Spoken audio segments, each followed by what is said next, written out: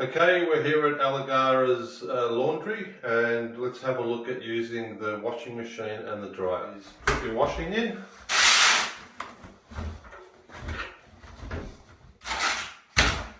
Okay, so that was around about a half a load, so I only need really half a scoop of this concentrated washing powder.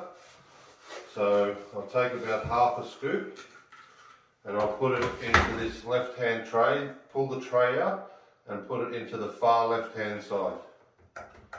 Put it in there, close the door properly, then select the program. I'm going to go with the fast one, and it's called Daily Wash Quick. Goes for about half an hour. You turn the dial over to that and just press start. And that's it. So here at the dryer, the only real thing to remember is to clean the filter out every time you use it. So you open the door and you take this filter out.